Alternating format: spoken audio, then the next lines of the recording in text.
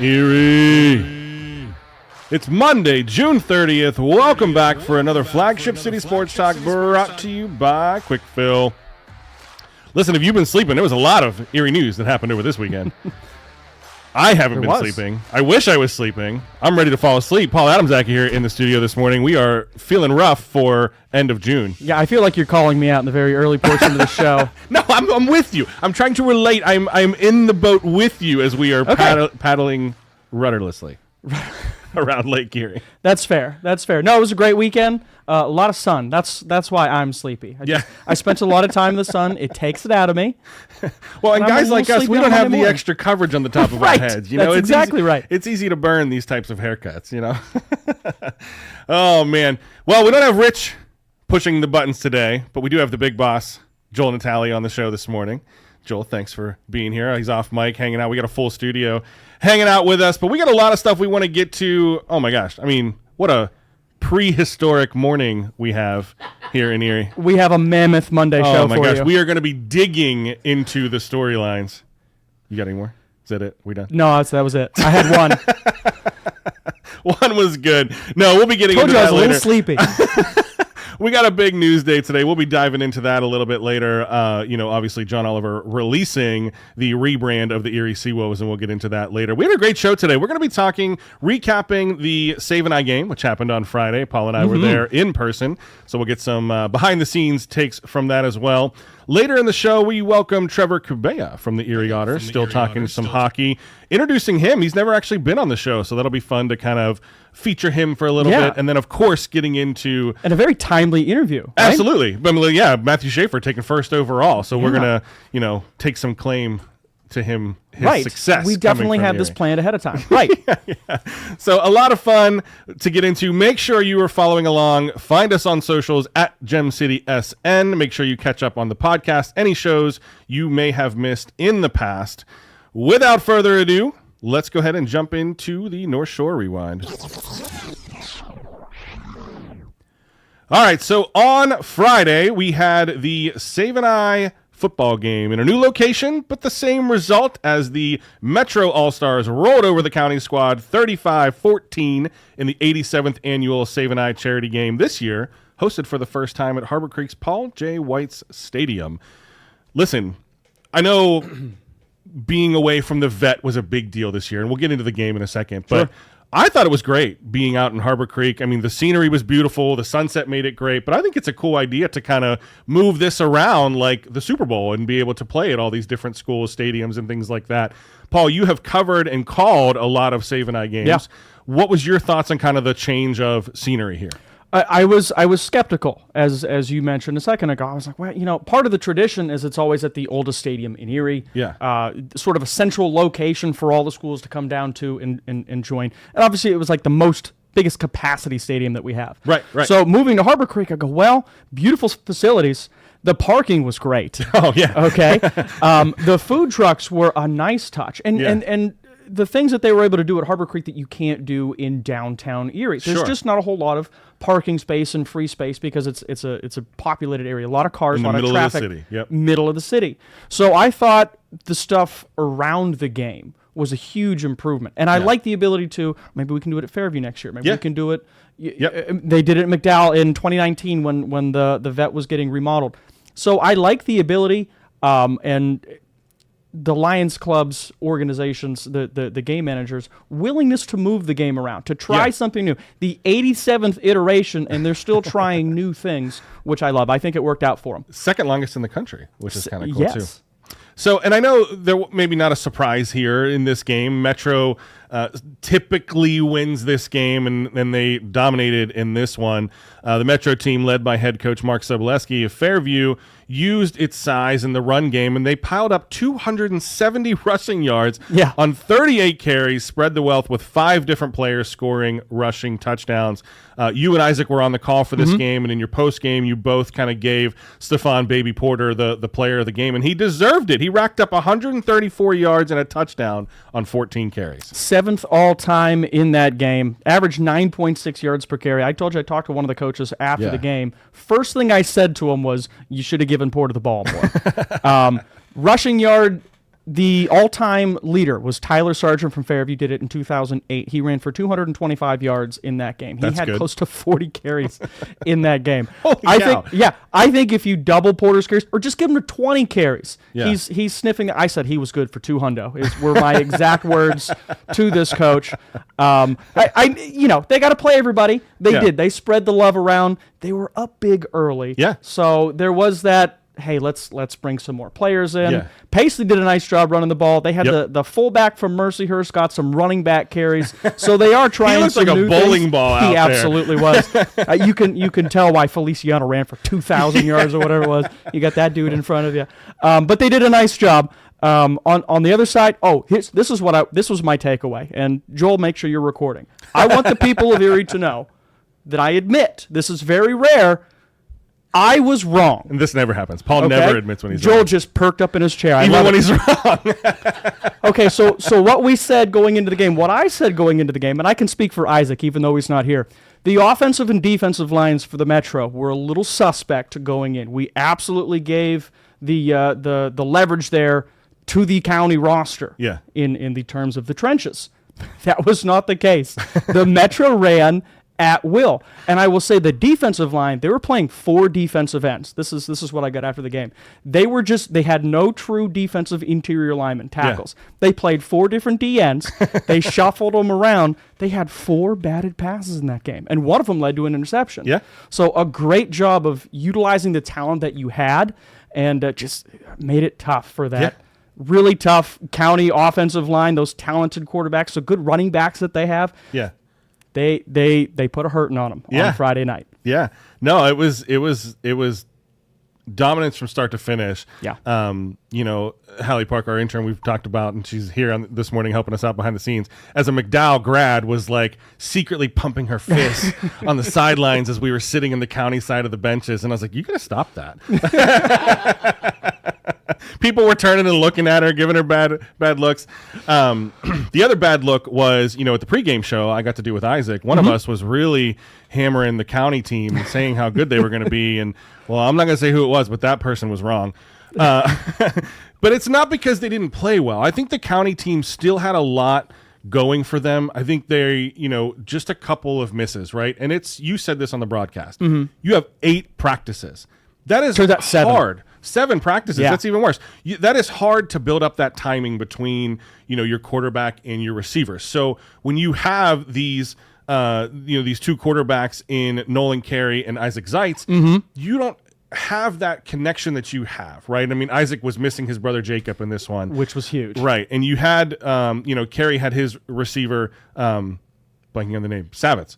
Savitz was there. Yeah, Corey Allen was there. So we found out after the game that one of the receivers, James Kibbe from Girard, broke his collarbone early on, so he was unavailable. So that wide receiver core was thin to begin with, and lost a big piece there. So I think, but like as I was watching the game, I'm looking like, a couple steps difference. Yeah. Would have made all the difference in this game, because I think that if they were able to build that timing, they were trying to pass the ball a lot. I think if they had more time to work on that timing, then the passing game that the county team was trying to push would have worked to perfection. The county got better as the game went on, and that's a credit to the coaching staff making adjustments, finding what the defense is doing, and basically calling plays that would exploit that. Yeah. That was another thing we talked about during the broadcast, was the number of plays that they can put in 7 practices. I found out after the Metro squad had 15 total plays in that playbook. 5 passes, 10 runs. Of those 15 plays, they used 13. Yeah. No. Oh, my gosh. What a great game. What a great fundraising event. What a great charity game. Just a lot of cool stuff coming out of this one. So much fun. This marks the Metro's 4th win in the last 6 games since the format changed in 2019. Proceeds benefit the Site Center of Northwestern PA. Thanks to the Erie Lions Club for being so proactive in putting this game together every year.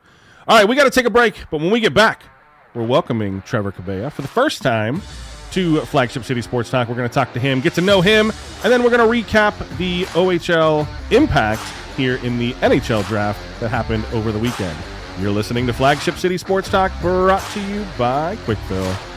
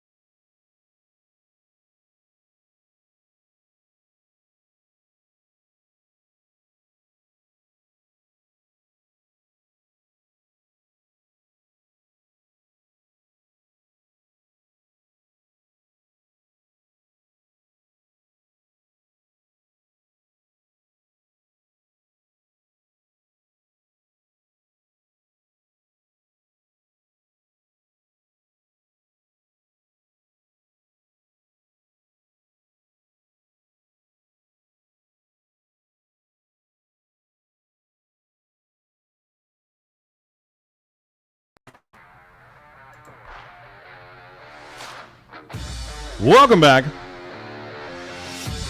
You're listening to Flagship City Sports Talk, brought to you by Quick Fill. You know, I found myself last Friday watching the game. First off, watching football in the end of June was a great feeling. Absolutely. Sign me up for more of those. But it really was a special event. You know, we talked about how the Save and I game being the second longest running All-Star game in the country, proceeds benefiting the site center of Northwestern PA, but also it was full. I mean, we didn't even really packed. The stadium was packed. It was, you know, people standing along the fence line all the way around. Yeah, it was just a really cool sight to see. All right, turning the page in some more news that happened over the weekend. We are going to be getting into the first overall pick, Matthew Schaefer to the New York Islanders, formerly of the Erie Otters, and we'll talk maybe more about that formally here later. But before we do, we welcome to the show for the first time Mr. Trevor Kubeja. Trevor, how you doing, my friend? Fantastic. Thanks so much for having me. Good. Thank you for taking the time to join us. I know, like we were talking about, over the weekend, you got a busy day today, so I appreciate you stepping in. Trevor, I want to make sure that I got your title right. Play-by-play broadcaster and new communications manager for the Erie Otters, correct? Yes, sir. That is 100% spot on. Well, we're excited to have you on the show. I know we've had you on the live pregame shows for the Otters and things like that, and we've heard your voice on this show many times as you do the Otters updates over the course of the season as well. I got to ask you, though, because as we listen to these, you do the Otters updates, and, you know, Sean had done them before that, and when you first started doing the Otters updates, I said to Paul, I said, you know, that really sounds like Sean, right? And then, so was that one of Sean's requirements of you to take the job, as you kind of had to work on your vocal performance to sound exactly like him? Well, actually, that's not the first person who said that. I've gotten that so many times over the course of the years in working with Sean. I remember Joey Bottano, who was formerly the voice of the Saginaw Spirit, now the voice of the Orlando Solar Bears of the East Coast Hockey League. He had mentioned to Sean after I filled in for a preseason game, he's like, well, nice of you to hire an intern who sounds exactly like you. So that's pretty much been something I've gotten throughout the course of my career so far. But always brings a chuckle. And that followed suit then with Tim Quinn, too, because I remember when Tim Quinn did his first Otters update, I was like, did Trevor just change his name? Like, what are we doing here?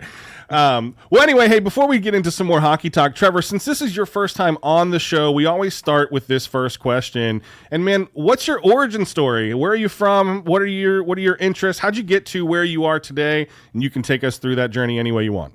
Absolutely. So born and raised here in Erie. I grew up about 10 minutes or so from the rink, still live at home here. I've just now turned 23, so still pretty young when it comes to this whole broadcasting thing. But I've always loved sports. Sports have been a massive part of my life. I played hockey since I was 9 years old. I played throughout high school. And then when it was time for college, it was time to hang them up. And I was always fascinated with broadcasting. I always, idolized the guys calling the game. And I always thought, wow, it would be such a cool job to basically get paid to watch sports and just say what you see. Yeah. And I went to Gannon, graduated there. I called so many different Gannon athletic events. A big credit goes to Bob Shreve for allowing me the opportunity to do that and get involved as I was, and Chet LaPrice over at 90.5 WERG, allowing me to host a sports talk show and just be on the air as much as possible and being able to do that from day one. And that opportunity with ERG gave me the connection with Sean, because Eric Konwinski, who is our station manager, was Sean's intern in Sean's first season here in Erie. And Eric is now the voice of the Fayetteville Marksmen of the SPHL. But he had gotten me a media credential to go to all the Otters games. Now, mind you, I grew up as a season ticket holder, going to Otters games really my whole life. But then coming out of COVID, it was a way for me to basically get to the games in a great, in a very economical way, if you will. And then in return, we would cover the Otters on Primetime Sports Guys, our sports talk show. So from there, I got to build a relationship with Sean, and later in the season said, hey, with Eric graduating, I'd love to be an intern with you and kind of grow from there. In my first season, I didn't really do a whole lot. I was very much behind the scenes. I think toward the end of the year, I started kind of taking over the Otters updates, as you mentioned. Yeah. I was doing some intermission stuff with the team, but our broadcast was completely different from what it is now. It was basically an arena video board production that was also a radio broadcast that would go on to CHL TV. And nice. Going into my second season, I knew that I was going to have the chance to fill in for Sean a little bit because he was getting married, and RJ, who's one of our coworkers, was also getting married. So early in October, I had 5 games where I was the voice of the Otters for a little bit. Yeah. And then going through that season, I filled in for Sean a couple of times. I remember a game where he lost his voice in the middle of January. So I filled in for the remainder of that contest, while also being his color guy at home for all the home games. And then going into the postseason, he unfortunately got sick, and that allowed me to fill in for him there. And that, I think, was probably I absolutely hated doing it at the moment, because obviously here's a guy who's given me every opportunity that I've had so far in my career, and somebody that is a very dear friend. But filling in for him, I think, was the best thing that could have happened for my career in that playoff run. I called games 3 and 4 at home against the Kitchener Rangers, and then game 5 at the Odd in Kitchener. And then he was back for game 6. But that, I think, opened a lot of eyes organizationally to say, wow, what if Sean does need somebody to fill in for him? And I'm incredibly grateful that the Otters saw the need to bring me on full time. And now here and going into my second season full time, last year, again, was kind of Sean's fill-in guy. He had just had his first child. So that allowed me a lot of opportunities to call road games. I think it called half or over half of the road games. And you guys talk about Matthew Schaefer. I always messed with Sean last year and said, I got to call all of his cool moments, because I feel like Schaefer only played road games last year. And that was during a stretch where I had a lot of the solo calls. So it was a pretty cool opportunity. And then with Sean obviously doing some great things over at the Hammond Health Foundation, elevated to the role here as being the voice of the Otters, which is unbelievable for me. I grew up obviously listening to Aaron Cooney, and he's doing unbelievable things with the San Diego Gulls. And I've had the opportunity to connect with him a couple of times. It's just been a wild, wild ride. There's been so many awesome people that have helped out along the way. I mean, obviously Isaac Petcash, big friend of the show with you guys, somebody that I've had a great connection with throughout my career so far. And it's just been a really awesome ride, and I couldn't be more grateful and humbled to be doing it with my hometown team, and a team that I've grown up cheering for my whole life. Now I just got a platform to talk about it. Yeah, listen, you're welcome on this show anytime, man. And, you know, we love Sean. Sean has been a great friend of the show as well, you know, but if he's the Noah Dobson of the Islanders being traded away and signing a multi-year contract with somebody else, you are absolutely our Matthew Schaefer, and we'll take you as our number 1 overall pick. So, see what I did there? What a line. You like that one, right? I did. Yeah. That wasn't even AI driven. I came up with that one myself, by guy. just the eye. Yeah, just the individual. But so Trevor, how fun is, how that's got to be special for you to grow up 10 minutes from the rink, to be a season ticket holder, and to now be the play-by-play broadcaster and working for the team. I mean, how special is that to you as, you know, put yourself in the shoes of 10-year-old you playing hockey and being a season ticket holder? Would you ever think, or what do you expect, or how do you feel now kind of being in that role? It's unbelievable. And I think if you would have told even high school Trev that he'd have this opportunity, he wouldn't have believed you. And, you know, the Otters have been such a big part of my life, again, going to games and now having the chance to travel around and see all the rinks that, you know, I grew up. Wow, it'd be pretty cool to go see the Otters play in Kitchener one day, and in London, and all these awesome places around the Ontario Hockey League. And now having the opportunity to do that, and having the opportunity to be the guy here is really special. And I recognize too that not many people my age have the opportunity to do this at this level. There's usually a step that comes before it.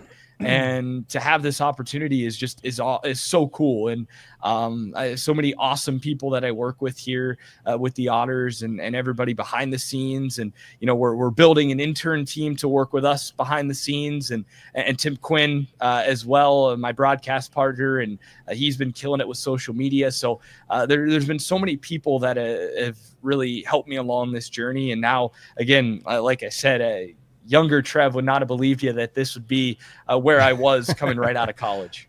No, it's an amazing story. And that's a testament to you too. And I want to make sure, maybe this is me putting my professor hat on for a second. That's a testament to you too, as well, in terms of like the hard work that you've put in and the sacrifice that you've made, and what you're doing there as well. No, I'm excited for you guys. I mean, it's so much fun to be able to come to the games and to see all the work you're doing. And I think it's a really cool kind of subsect of where kind of media and play-by-play is moving forward. You talked about how it's already changed in a couple years, and now you guys are doing, you did your pregame live streams as well. I expect a lot of cool things coming from you guys in the team, so I'm excited to see kind of where that's going moving forward as well. Hey, Trevor, we got to take a break here in a couple seconds, but I wanted to ask you to stick around. Obviously, Matthew Schaefer taken first overall by the Islanders over the weekend. I'd love to dig into that if you're willing to hang out. Absolutely, would love to. Cool. Awesome. Hey, we got to take a break, but before we do, I want to take a second and thank all of our sponsors: Quick Fill, Dauber Auto Supply, John's Wildwood Pizza, and Serco Industrial Supply. Without them, we wouldn't be here for you. Hey, when we get back, we're going to hang out with Trevor a little more and talk about Matthew Schaefer as the #1 overall draft pick to the New York Islanders. You're listening to Flagship City Sports Talk, brought to you by Quick Fill.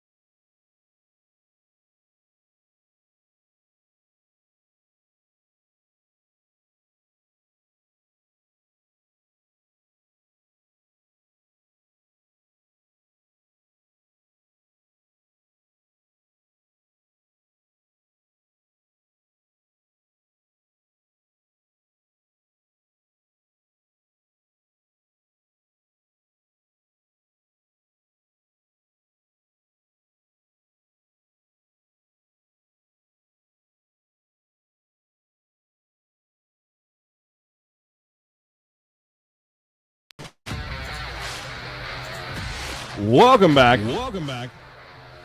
You're listening to Flagship City Sports Talk, brought to you by Quick Fill. This was a lot of fun. We're going to bring Trevor Kubeja back in here as well.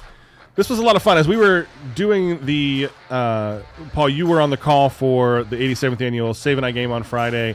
While that's happening, I'm trying to track X and refreshing and watching the live draft tracker to see if Erie's own Matthew Schaefer would go first overall to the New York Islanders. And in fact, he did.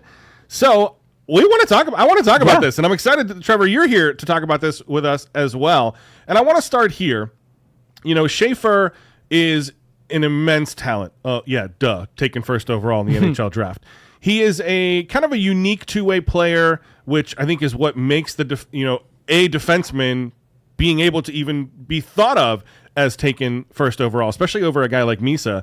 So when you have this puck-moving ability and you can play two-way defense, and he's already said to be joining Islanders development camp, and he was a leader on and off the field. He wore the C for Canada at the U17, U18 levels. This guy, I think, is wise among his years for a lot of the things that he has had to go through. So, Trevor, my first question is this. Realistically, what does year one look like for Schaefer? Do you think there's an NHL roster spot for him, or do we see him maybe come back to Erie this season? I think this is a very interesting question because you look at the landscape is changing all around hockey when it comes to NCAA recruitment. I don't think that's an option for Schaefer, but there have been some rumblings that the American Hockey League is going to lower its age requirement to allow unsigned players to go right to the American League, which I think would be interesting. For me, 18-year-old defenseman in the NHL is it's a tough thing, right? Because as a forward, if you make a mistake, it's not going to cause your team a goal. And the jump from the OHL to the NHL is insane. And this is not to say that Matthew Schaefer, a guy who's played for Canada at the highest level, a 17-year-old defenseman at the World Juniors is unheard of. And he goes and makes such an impact. He was Canada's best defenseman in that tournament until he got injured. So I think it's a really interesting question. For me, I would say probably not right to the NHL. I think another year in the Ontario Hockey League would be very good for him, especially given that he's only played about a full season's worth of games. I think if he could play a full 68 games at the OHL and do what he was doing in the 17 he played last season, I think that's going to better his career. Now, could he make the jump to the NHL? Yes, but again, 18-year-old defenseman in the NHL, it's so tough. I think of Victor Mete is my favorite example to come back to when it comes to that. Played with the Montreal Canadiens, of course, former London Knight. He went up to the NHL at a very young age and it just didn't work out. And it just kind of, the career fizzled out a little bit, unfortunately. And, again, not that would happen at all to a player like Matthew Schaefer, who's so dynamic. But I think personally, another year in the OHL would be best for him. Yeah. I mean, as somebody who covers the Otters, I think that's a great take. Absolutely think he should come back. Go ahead, Paul. You mentioned Mate. How does Schaefer possibly compare to Owen Power, the last defenseman to go first overall to Buffalo in 2021? He went back to Michigan, played a year there, didn't debut in the NHL till 2022. He was an all-rookie that year, made the all-rookie team, played in 79 games. Is Schaefer that kind of on that kind of career track? Do you think he's better than that? Do you think he's not quite there? I think Power was a little bit old. I think he was 19 when he got drafted. Yeah, and I think with Owen Power, I think they're pretty different style of players. Power's more of a big kid, right? Schaef's a big kid, but I think he's a little bit smoother of a skater, and I think the puck moving ability is what really sets Matthew Schaefer apart. I think I know Miro Haskinen's been a comp that's been thrown out there when it comes to Matthew Schaefer. Cale Makar is, I think, the high end of what he could potentially be in the NHL. And I don't think that's too out of the realm of possibility that Matthew Schaefer does become that type of player for the New York Islanders. Look, they move on from Noah Dobson, who's kind of plays that role right now or did play that role in the past, and bring in a young stud in Matthew Schaefer to fill that role come the future. So I think Power's an interesting comp because he had last defenseman to go first overall. I think he maybe even compares a little more to Rasmus Dahlin, talking of another defenseman to go first overall. But I think Dahlin plays more of a physical game than Schaefer does.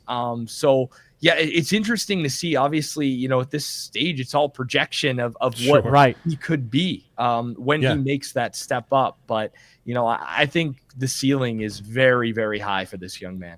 Well, I think a lot of that is because of the small sample size, right? I mean, in just 17 games, he tallied 22 points with a plus 21 rating, which is an insane amount of efficiency. Unbelievable. For a defenseman. So, and you saw the shades of his brilliance in the World Juniors as well. Unfortunately, and the games weren't necessarily always his fault. Like, the missing a lot of the games, he battled through mono. He had that broken collarbone, and then a lot of emotional, personal trauma that happened to him, as well. And I thought the NHL did a great job of honoring that with the patch on his jersey. Just a really powerful moment. If you haven't seen that, go watch the clip. Schaefer putting on the jersey and seeing the patch. It was just a really great way to honor, what he's gone through. And it says a lot about the toughness. But how much weight do you put on Schaefer's per game production versus the total sample size? I mean, can you make that kind of projection for only playing in 17 games, or do you think you need to see more? For me, the 17 games was unbelievable. Like, seeing all of those in person, watching him, and especially in the ones where I'm serving as a color commentator, I can kind of ISO cam Schaefer and just see the little things that he's doing. This is a kid who can take over a game, and to have a defenseman that can take over a game and just do what he does on a nightly basis is fantastic. And I think his numbers would have been, look, at that rate, he would have been pushing, 70, 80 points as a defenseman. He would have been, maybe even pushing 90, right? Like it would have been a very high total, in the plus 21.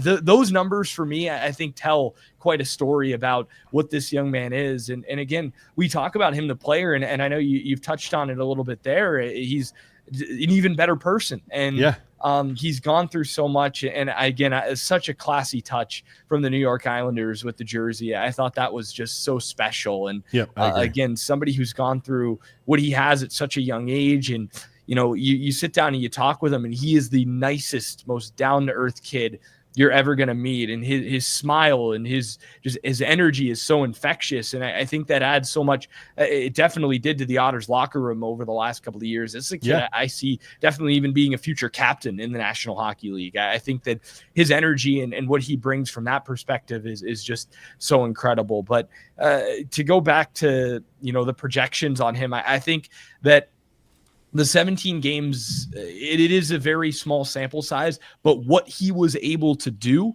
in that sample size, for me, I think was enough. Yeah, no, I don't have an argument, because I kind of agree with you. I mean, I think what you saw was so special that, it was a small sample size, but what you saw was absolutely real. The way I wanted to go with this, I'm a word stock number scream sort of kind of guy. But you sort of already touched on what I wanted to ask. Can you speak to every scouting report that you read about Schaefer? You see elite skater, you see mature, you see the word leader, right? How do you, I guess, in your experience, Trev, what have you seen of Schaefer that makes him such a leader? Is he just an infectious personality? People just seem to be drawn to him. I mean, you don't go number one by accident coming off a 17-game season. What is it about his personality, that leadership? What makes him such an unbelievable, worthy of the first overall pick leader? I think you hit on it right there. People gravitate to Matthew Schaefer. When he was out with the illness at the beginning of the season, his presence was missed in the locker room. And when he came back, it's no coincidence that the Otters, I thought, played their best hockey, at least until the end of the year. That stretch in late October in through November, that was the highlight of the regular season. The Otters were clicking on all cylinders. And I think that Matthew Schaefer being in the lineup night in and night out was a big reason for that. And when the lulls did come toward the middle of the season, well, Schaefer wasn't there. And, he was back and around the team a little bit more come the end of the season. And I think that was really important for the locker room and important for the guys to be around him and and be around, again, that infectious personality and what he brings from a leadership role, even though obviously he wasn't on the ice and able to contribute in that way.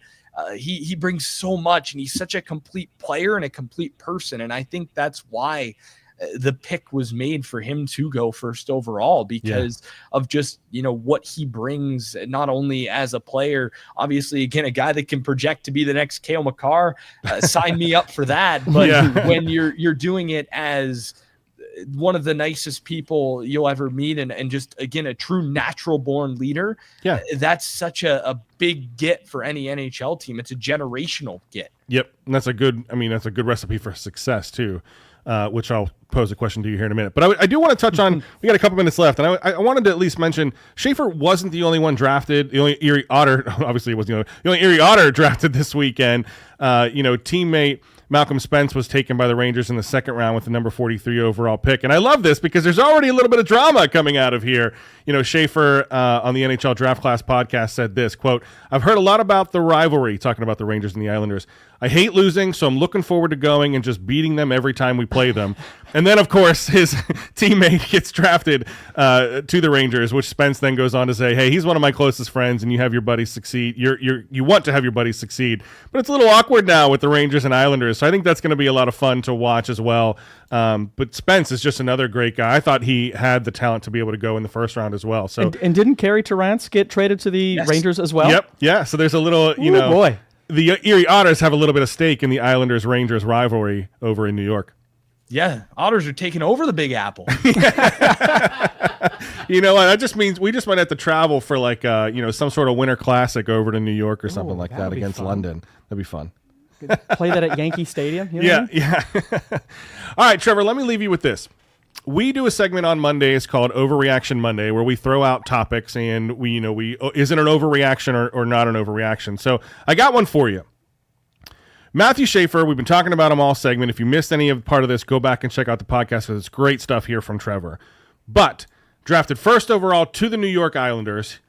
Overreaction or underreaction, Matthew Schaefer will win a Stanley Cup before Connor McDavid.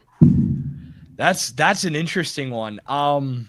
I don't know, because the Edmonton Oilers, obviously, they've made it back-to-back years, but the Islanders just had an unbelievable draft, right? Again, the guys that they picked in Eklund and Keyshawn Aitchison, I'm super high on, former Barrie Colt. Those are guys that are going to be there, but I think that the Edmonton Oilers are fine. They're going to get over the hump, I think, before that Islanders core can really get into their prime. Yeah. I still think there's a couple of rebuilding years left on the island before we could start talking about that. Of course, Islanders-Oilers, great rivalry in the finals from the 80s. So that's a pretty cool one there. No, it was just kind of a fun one there, and you got to feel for McDavid. I mean, back-to-back appearances, can't seem to get over that hump. People are already trying to give him that label of can't win the big one, yada yada yada. But I agree with you. I do think it's an overreaction because McDavid is just so talented. It may not be with the Oilers, but I mean, I do think that there is. I think he will win one over. What you think that was a hot take? I think that was a hot take. All right. Leaving Edmonton. Hey, Trevor, where can people find your stuff, find your work? What can we look forward to here as we get ready for Otter season? Yeah, obviously all the way across the Otters broadcast network. You can catch me on Instagram. I'm not a super active social media guy, which is pretty crazy for somebody in my role, but that's Tim Quinn if you're into that. But no, I think anywhere across the Otters, find my writing, find the broadcast work. So guys, thanks so much for having me. Nobody, thank you for coming on the show. We look forward to having you back real soon. All right, that was Trevor Kubeja of the Erie Otters. Man, so much good stuff there. Go back and listen to the podcast if you missed the broadcast. We're not done. When we come back, we are taking a mammoth shot. No? Too soon? That was good. No, all right, we'll be back. You're listening to Flagship City Sports Talk, brought to you by Quick Fill.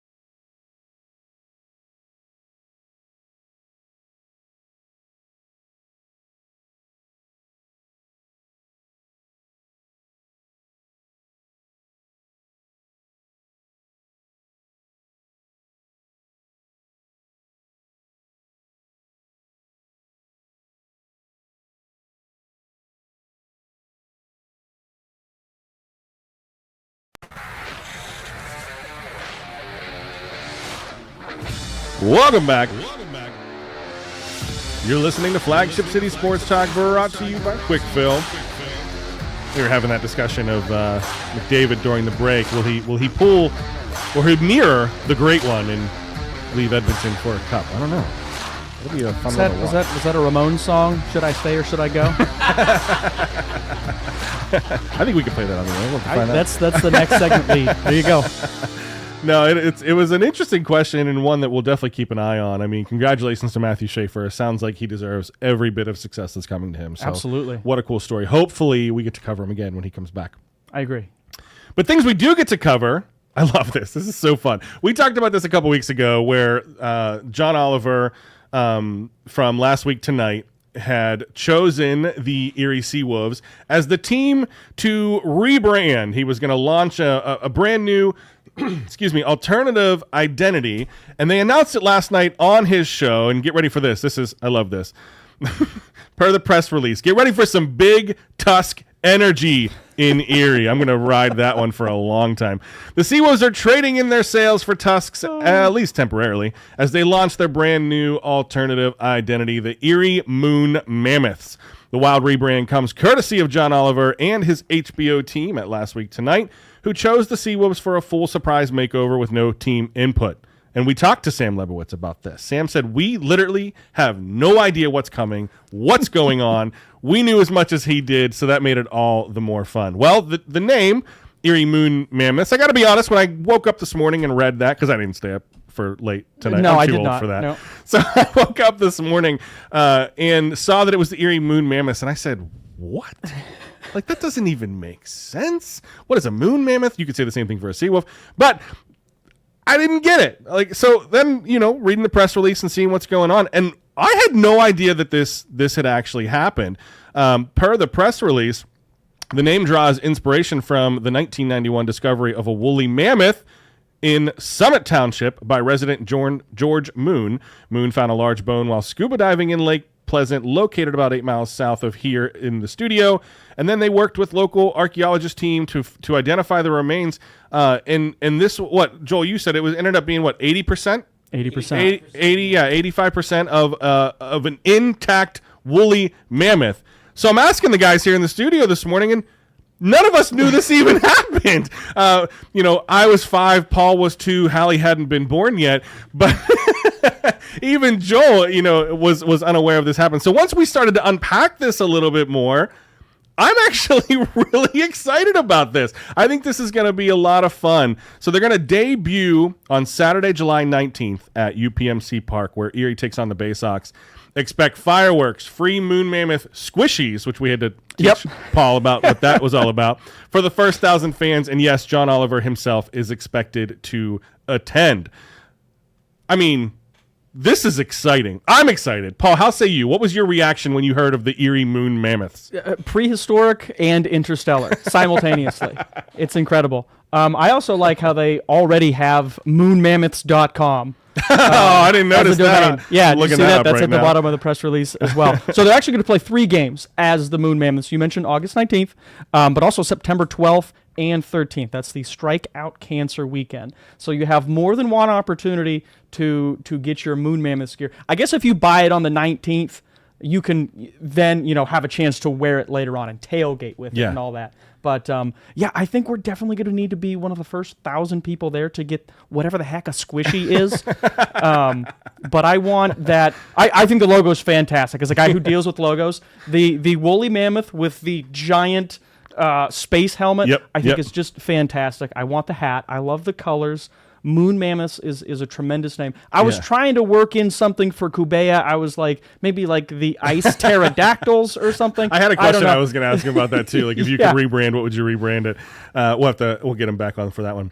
But no, I think this is fun. Where do you think this ranks in terms of wildest minor league baseball team names? Baseball team name specifically, Kubeja just brought up the Solar Bears, which I'd never heard of. I was like, what? That's incredible. That's not real. It's got to be up there. I mean, I think Rubber Ducks seems so plain next to Moon Mammoths, but I think it's just such a great nickname. The I don't know. sea Trash wolf, pandas are still out there. That's a Pandas good is one. fantastic too. Rumble ponies, that is really cool.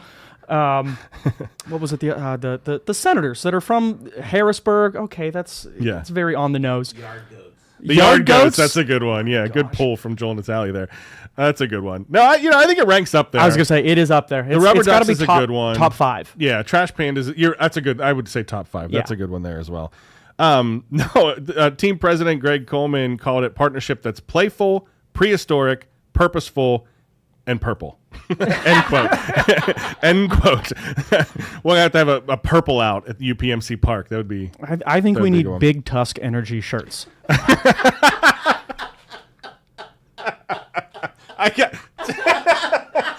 Oh, that makes good radio. Big Tusk Energy. No, I will absolutely be running that into the ground. And yeah, so I did go to moonmammoths.com, which is great. It pulls up the team store. I will absolutely. I'm gonna see if we can business expense some of these hats because I absolutely will be wanting to pick up one of these.